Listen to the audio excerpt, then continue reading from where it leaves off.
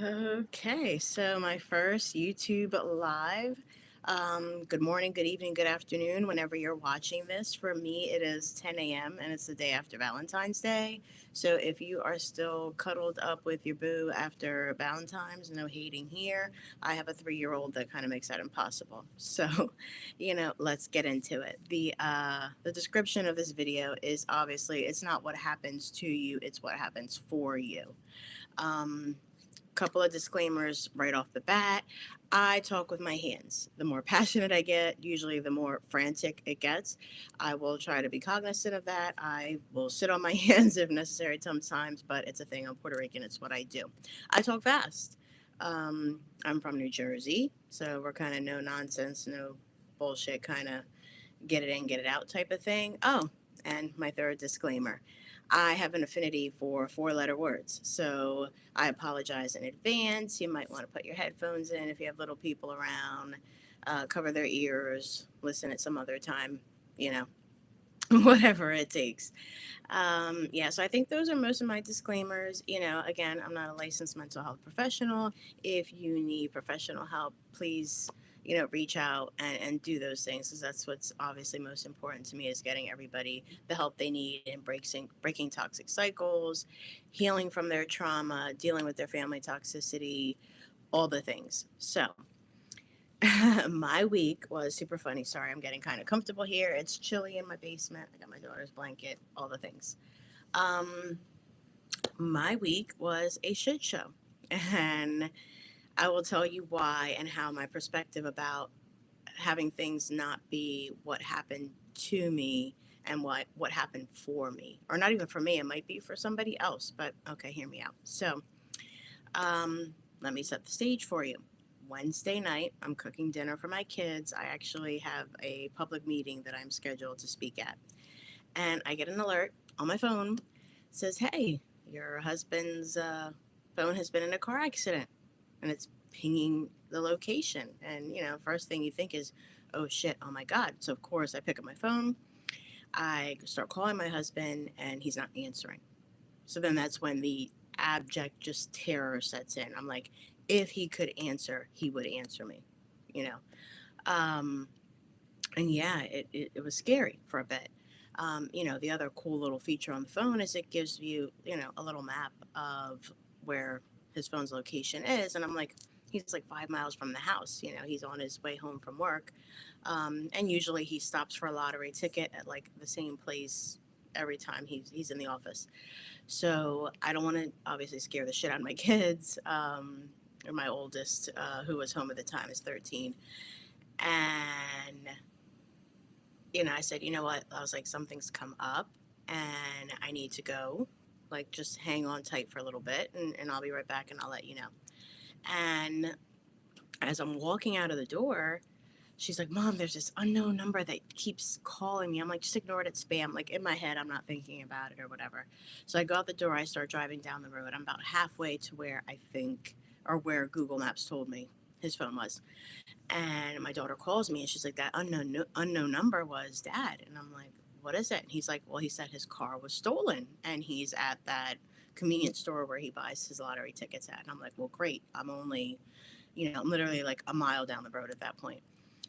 So you go from abject terror that, your partner, significant other, your loved one, whatever, is in this horrendous accident, can't answer their phone, to, okay, he's okay. He talked to my daughter, but now our car has been stolen. And, we all know the statistics on getting that back, what happened to it. Then there's the oh shit, there's the money, there's all the things going on in my head, and all of this has happened in a 5 minute span. So that was that. Um, and I get there, and he's in the convenience store. Police are already there. They're taking his statement. They're pulling up security footage, all the things. And he tells me, he left the car running, went inside with a key fob. But the way this convenience store is, like, and I've gone with him to buy lottery frequently. He's literally in the store no longer than like 45 seconds. It's in, out. You can see the car the whole time.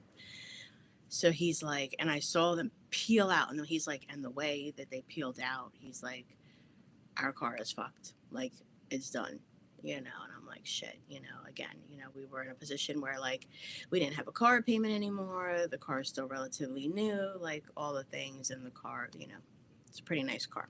So, the cops are kind of around. I'm like, damn, I'm like, they're like really into this for it just being a stolen vehicle, especially when, for all intents and purposes, it's your fault because you went into a store and left your car running.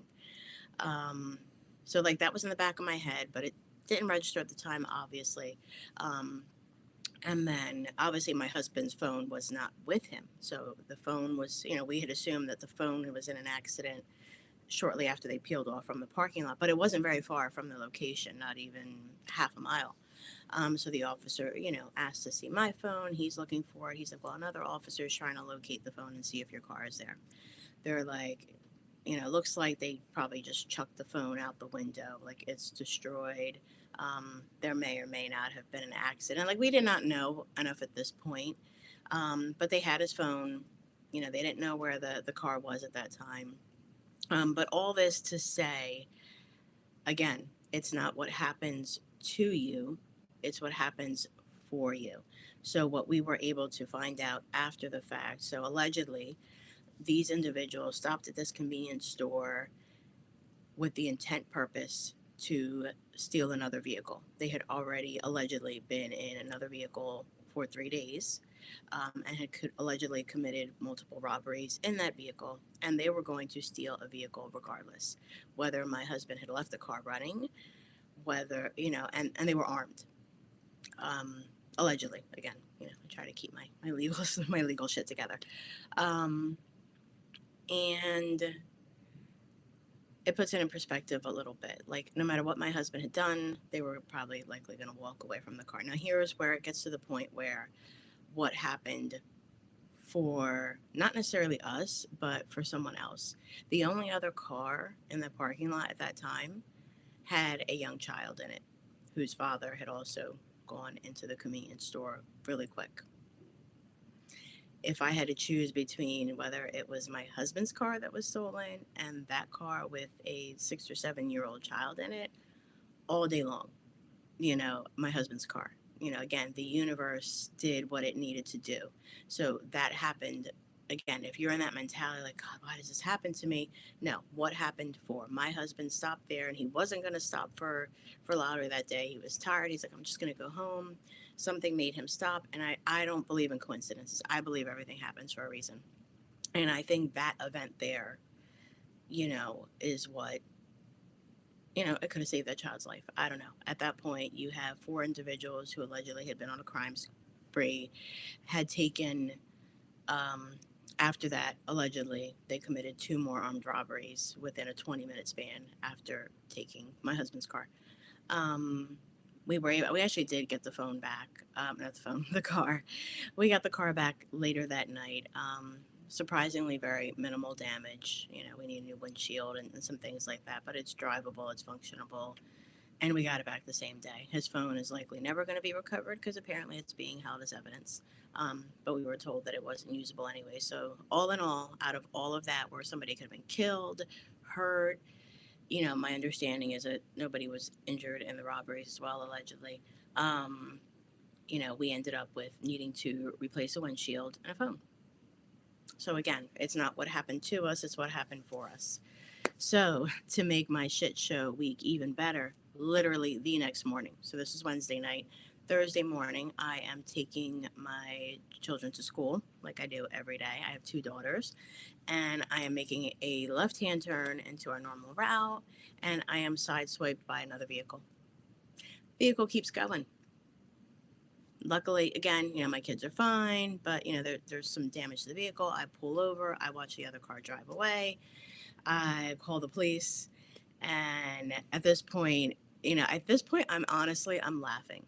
And my kids are like, Mom, are you okay? And I'm like, you cannot make this shit up. Like, literally, you cannot make this shit up. Like, this is my life, like, these things happen, and it's how you choose to respond to it.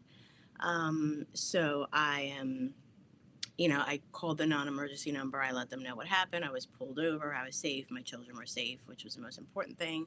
I started taking out my license and registration and insurance card and all those good things. And turns out I don't have a current insurance card in my dashboard. They're all expired. And I'm like, shit. And I'm like, and I can't call my husband because he doesn't have a phone and we don't have a house phone. So I ended up, I do have a much older son who was at the gym at the time, and we call him and we're like, go home, tell dad that, there's an accident. This is where we're at. We're literally at a gas station. We're like a mile and a half from our house. Um, and cop comes over, and I'm like, look, officer, I'm like, I have my license, I have my registration, I have an expired insurance card. I was like, and here's the funny part. I was like, my insurance card's expired. I'm trying to log into like, the mobile app to see if I can pull up my insurance card. Of course, it sends a code to my husband's phone, which I don't have. So I'm explaining the situation. He's like, wait a minute. He's like, that Acura was your husband? And I'm like, yeah. And he's like, wait, and you were just in and I was like, yeah. And all in 24 hours. I was like, again, this is my life. You can't make shit up. And again, I'm kind of like laughing and joking about it. And the officer's like, well, you've got a really good outlook on it. And I was like, you know what? I was like, we got our car back. My kids are safe. I have the means to do what I need to do and to handle this and to make sure that everybody's okay in my little sphere. So at the end of the day, it's about changing perspective. And I'll tell you why this is super important because, and if you want, go back, watch my other videos, or you've heard me speak before. I was raised by a narcissist. My father is a narcissist. My mother was his enabler. I went no contact with my father 6 years ago. I am unapologetic. I have no regrets, and I have broken so many toxic cycles and become such a better person because of it. Um, the narrative of my story, literally growing up, one of the earliest lessons I can remember my dad telling us is marry well or go to college because I'm not leaving you shit. Literally, that's what my sister and I heard growing up our entire lives. And I did old dad one better because F you, dad. I did both. I went to college and I married well, but that is not neither here nor there. But it definitely did give me a drive to succeed. There was no safety net. It's like, I'm going to do this and I'm going to do this well because there's no other option. And I often hear people ask me a lot too, how is it? There's a lot of things that have happened in my life. I have a child with a rare disease. I have two children who have ADHD. I could sit here and play the victim and say life has not been kind. And for many years, I believed that. I was pissed off at God and the universe. I was pissed off at life. I was pissed off at my father. The world hated me, and it was always the why me mentality. Um, and then something shifted for me. Again, 6 or 7 years ago, I've been in and out of therapy for a long, long time. And then it became a why not me? Why am I better than anybody else? Obviously, I was meant to go through the lessons that I have been through to share something with the world. And when people say, how do you parent a child with a rare disease that is ultimately going to be fatal? And I'm like, there's no other options. You do, it's sink or swim, right? But it's not just that, it's doing so in a way that you protect yourself and you protect your children, which is ultimately the reason why I went no contact with my father, because I always said, I'll take all the abuse in the world. It doesn't bother me, which bullshit. Yes, it did. But I saw it affecting my children. And that's when I was like, hell no, this is not going to continue. And, I'm fortunate enough where, my great grandmother was alive until I was 35 years old.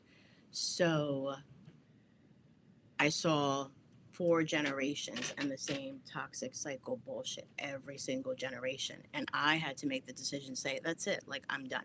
And I did a lot of inner work, and I'm still doing the inner work. Like, I'm not going to sit here and say, oh, I'm this healed, enlightened, expert person, because I'm not. Like, I have my shitty days too, and my days where I want to, like, yell fuck into the abyss. I mean, that's what I do. But it's about perspective. And the perspective here is looking at things, and you might not always know why.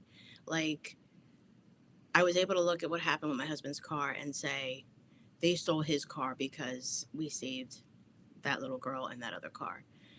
Do I know why I was in that hit and run in the morning before, like the morning after? No. Could it be that there was a worse accident waiting for me down the road, and that this little scuffle, like, I don't know. Like, there are things that, you can't answer, but you have to have the belief and the drive that things are happening not to you but for you. There is a lesson, there is a reason, there's a purpose. And I've been talking a lot, so please, if any of this is resonating with you, put it in the chat. Ask me questions, please. That's, really what I'm here for. But, the core message here that I want people to walk away is things are not happening to you, they're happening for you. And once you change that one shift, and it takes some time and it takes some practice, and there are still things in my life that I question, like, why me, why this time. Sometimes it's not for us to know what it is. And this is what I tell my kids all the time, and honestly they get sick of it. I'm like, what can you control? They're like, our behavior. I'm like, what can you not control? Other people's behavior. Okay, very good. And that's pretty much what it is. We control how we react, we respond. Growing up with a narcissistic father, it took me many, many years to realize, the difference between, like, big traumas and little traumas. So big traumas being physical abuse, sexual assault, those types of things. Those are one event that you can point to and say, life got shitty because X, Y, and Z happened. In my case, it was a pattern of insidious little events that just shaped who I became as a child, as a teen, as an adult. And I went through some serious, serious stuff and dated some horrible men, made some bad life choices, did all the things.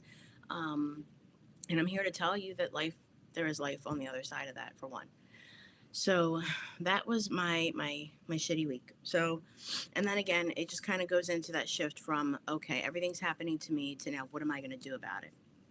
And one of the things that I can say where was pivotal for me from going from being a victim to being empowered was when my daughter was diagnosed with said rare disease. I definitely had my moments where I'm like, why me? Why her? Um, and I was like, wait a minute, what is this? What can I do? Because that's what I am. I'm like, okay. And fixer is something that I call myself. It can be toxic. And I try not to use, like, I need to fix the world. And it's still a behavior that I'm working on. But it's like, okay, what can I do to change the dynamic here? I can sit here and say, woe is me, my daughter has a rare disease. Or I can do something about it. Um, so I began volunteering for the nonprofit that is looking to cure the rare disease. I sit on their board of directors. I became a special education parent that was very heavily involved in the public education school system. Are those things still happening to me? Like, does my daughter still have a rare disease? Are my children still neurodivergent? Yes, they are. Those things are not going to change. What did change was my behavior and my reaction to it. And for me, the most important thing is, okay, I've learned all this shit. Now what? I need to help other people, because there are so many people who are still living in their victimhood. And shitty things happen to good people all the time, right now, as I'm talking. And life can suck. I'm not sitting here to, spew the whole toxic positivity bullshit. I hate that. Um, a few years ago, I tried my hand at direct marketing. Um, Not a good fit for me, because the whole culture is toxic positivity. Oh, you didn't hit your quota. It's okay. Life is going to be great. And it's like, no, allow yourself to sit and, hey, I had a shitty ass month, and I'm going to talk about it. I'm going to have my feelings about it, and then I'm going to get up and dust myself off. But that constantly pushing through, eventually your mind and your body will tell you, no, you need to slow down. So that was the difference between toxic positivity and building resilience, because you're not just pushing through, you're not just putting a positive spin on everything, which is not what I wanted to do. It was, how am I building my resilience? So all the things that I had gone through previously and all the things that you have gone through previously in life is building you up for the next thing that's coming, because I hate to break it to you, the next thing is always coming. There's always going to be something. The next big thing is there, whether it's positive, whether it's negative, whether it's life changing. It's coming. And there's really not much, that we can do about it. But what we can do, like I tell my kids, you change your reaction, you change your behavior. So it's the shift from being a victim to reclaiming your power to stepping into the person that you were meant to be, regardless of whether you had toxic family members, or regardless if you were raised by a narcissist, whether you've had physical, sexual abuse. And I always encourage people, please make use of mental health resources. I actually do have a degree in psychology. And before life intervened, I had planned on getting a PhD in psychology and working with at risk youth. My daughter was diagnosed, and life had other plans. But I truly do believe in mental health. I also do believe in being your own life experience expert and advocate for sure. Because degrees, and it was funny, I had a whole debate with somebody about this the other day. Degrees, initials, and all those things are great. I think where life experience comes into play is where people, you can have the degrees, you can have that, but the life experience, someone who's been there in the thick of it, in the shit of it with you, it's different. It hits different for those people, and they get you. Like, even within the rare disease community, like when I get together with other family members who also have a child with the same rare disease as mine, it's like, wait, we're in a spot where we get it. So if you have a narcissistic parent or a toxic childhood and you find yourselves in a group of people, like-minded people who've been through similar shit, you're like, hey, I found my people. But don't live there. Don't say, okay, we're all going to sit here, we're going to wallow in our shit, and we're going to tell our war stories and not do anything of it. That is not effective, and that is not healing, and that's not transformative, and that is not change. You are not reclaiming your power, and you are not reclaiming resiliency. So don't do that for sure. So for me, I will tell you my WTF moment was when I saw myself repeating some of the same toxic cycles as my parents did. I remember being very clearly, I was on the phone with my father for the umpteenth time. We were having a discussion, and the last words I said to him was, "Go to hell," and I threw the phone across the room. And at the time, my youngest daughter, I think she was like 3 or 4, somewhere around there, she was watching, and the look on her face just froze me, like stopped me in my tracks. And I'm like, the hell am I doing? I'm doing the same thing, like me being a small child and watching the behaviors of the adults. I was like, no, no, we can't do this. And that's when the inner work started for me. And it took years, and it's still taking years. I'm telling you right now, I still get DMs from family members. Oh, you're still not talking to your dad? Or like, what's the story? Because, of course, they want the gossip. And I'm like, it's not my place to tell my story. I'm okay being the villain in somebody's story. It's all good. What matters most to me is my inner peace, the inner peace of my children, and the difference that I can make in the world. Those three things are like my non negotiables. And like I've said before, hurt people, raise hurt children. And I don't want my children growing up in a world where they have to live and work with other people who've been hurt by adults who can make a difference and who can do something better. Like, yeah, I'm calling you out. You know that you've been through some shit. I'm not saying not to acknowledge it. You're human. But we also have an obligation to know better, do better. And that's the shift. Because you do not want, I'm sorry, I'm just making sure I'm not missing anything in the chat on my other screen. But, um, you know, that's kind of my spiel for that. So, again, like, how do you do it when life feels like a shit show, right? Again, those mental shifts that I talked about. For me, I recently learned that I was constantly in survival mode all the time. I was constantly reacting to events. Okay, like this happened, this is my automatic response. It's giving yourself that pause. And you always hear, I mean, for me, I hear self care bullshit all the time. This is why self care doesn't work for me, and I'll tell you why. Or at least not traditional self care. I have 4 kids, aged 21, 13, 9, and 3. It is me and my husband. We have no village, no extended family support. It's us in the thick of things. So, me going away for a weekend to a spa, I would freaking love it. If somebody wants to like come take care of my kids and clean my house and do all the things while I do that, hey, DM me please immediately.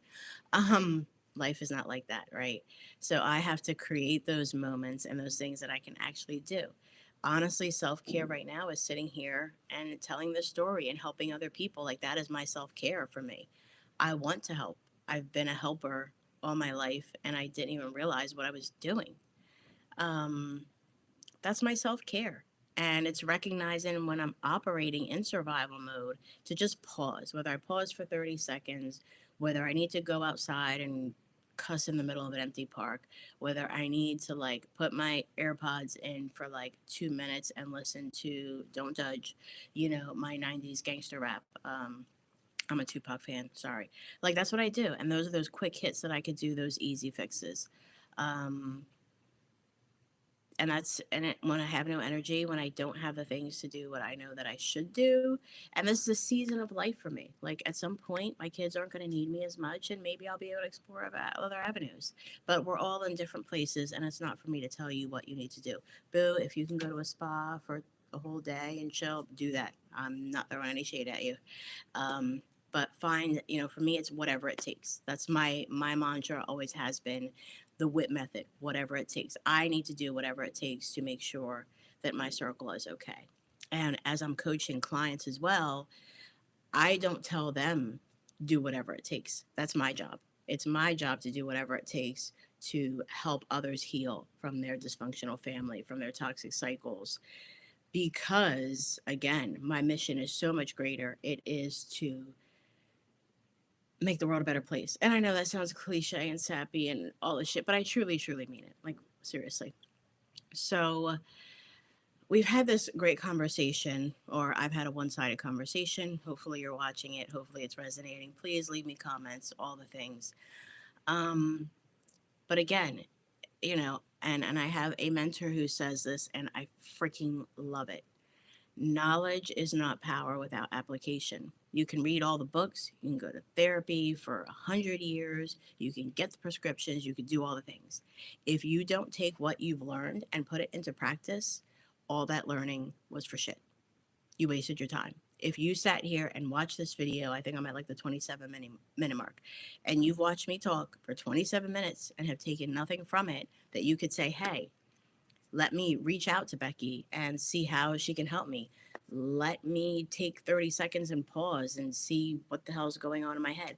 Let me take 30 seconds and see if, hey, maybe that like toxic culture is in my family background and I've just been denying it for 30 years. Whatever it is that you need to do.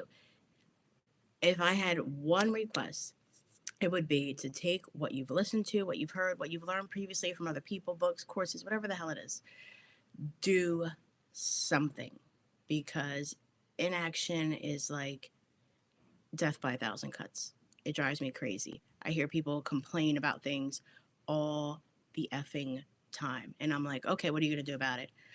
Oh, and then the excuses start. And it's like, look, everybody has their moment season for when they're able to take action, but everybody can take some small action. It doesn't have to be something big and grand, like, you know, going live on YouTube and talking to people and telling them your story. So, what I want to say, um, you don't have to do this alone. I did do this alone, and it sucks. I mean, granted, I do have two siblings, but our experiences are different. I'm the oldest of three. Um, I had therapists, but my mentality was suck it up, buttercup. I'm just gonna get through it. I'm gonna figure it out. And it took a lot of years of unnecessary suffering, for sure.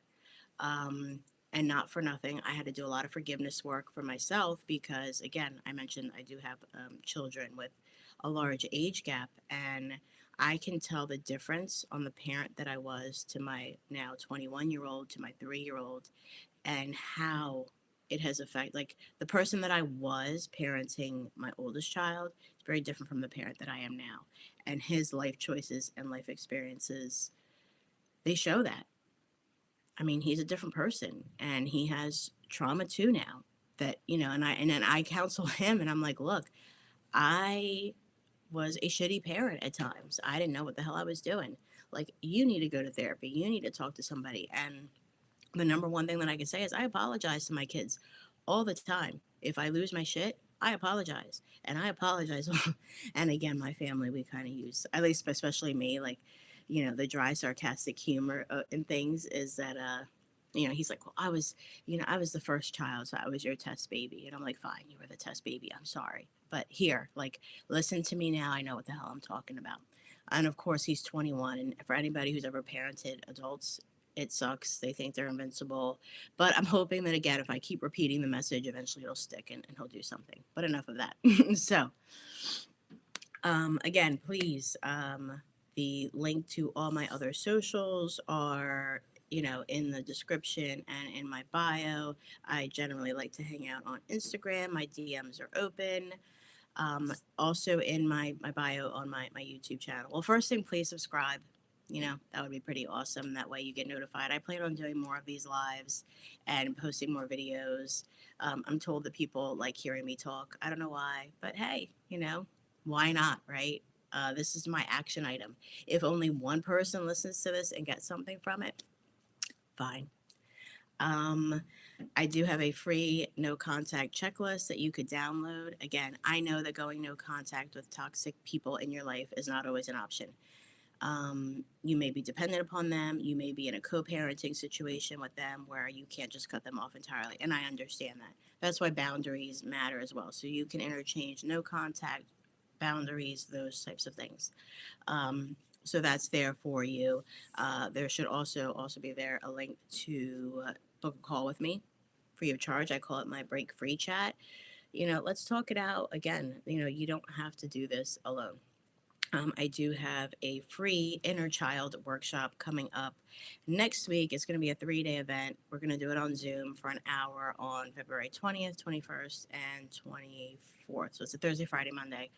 And it's a fairy tale, Disney type theme because we're going to do some inner child work. We're going to reclaim, reparent, and kind of have the childhood experience that we wish we had. If it makes you feel any better, I totally plan on wearing like my Disney gear. Notice right now I'm wearing a Hogwarts shirt. So I'm a huge Harry Potter fan. I'm a shameless Disney adult. I don't care. But it took me years of doing my own work to realize that I needed to reparent myself and go back and be the person that I wish I had as a parent for myself so that I could be a good parent then for my own children and for the other children that I'm around. So again, totally shameless. Subscribe to my channel, follow me on my socials, download my no contact checklist. I have a free event coming up, and eventually I will have a coaching container. It's going to be 8 weeks to breaking free from toxic and narcissistic people. That is coming in the works very, very soon, and I'm always open to one-to-one coaching. But I will say this, I believe that the best coaching, especially for this topic because it's so heavy, does come well within a container of people because there's so many people who say, again, it's taboo, right? Me saying I haven't talked to my father in 6 years. Going no contact and especially defying your parents, like culturally and publicly, like it can be a little uncomfortable. And I think that the best learning can happen when you're in a group of people who have been through similar experience and it reduces the shame. I think that's the biggest thing. When I started having conversations with other people and I'm like, oh, you too. Oh, you too. I didn't realize, like, you think that you're living in the silo and this shit is only happening to you. It's not. And I think talking to other people helps realize that. So I hope that you found this live impactful. Please let me know if you did. Please let me know if you think I'm full of shit. I'm okay. I could take constructive criticism, even not constructive criticism, doesn't really bother me. All the resources are there in the links for you to have. I hope to see everybody at my free event. If you're watching this like much later in the future and you've missed it, still leave a comment because I'm sure at that point there'll be another event, another thing to do. I'm not going anywhere. I am totally committed and passionate, and anyone who knows me will tell you that I am stubborn AF. It's in my human design, it's in my astrology, it's in my birth chart. If you believe those things, and I'm like a dog with a bone, not giving up. So I've told you where to find me. all the things, show me love, appreciate it, and just remember, if you took nothing away from this, life is not happening to you, it's happening for you. Make that decision to make that shift, and then watch how the rest of the dominoes fall into place. And don't do it alone. Okay, there's my second caveat. Don't do it alone. Don't operate in a silo, because we're human people, and we're social people and creatures, and we need that community, without a doubt. So I hope that you found this time not a waste of your time. And I was trying to keep it to half hour because I have a short attention span too. So mission accomplished. It's great. Um, who knows? I will keep everybody posted about the next time I do some of those things, and we'll see what happens from there. Until then, have a wonderful day, because you matter. You deserve it. And I'm here to do whatever it takes to make sure that you realize that too. Bye now.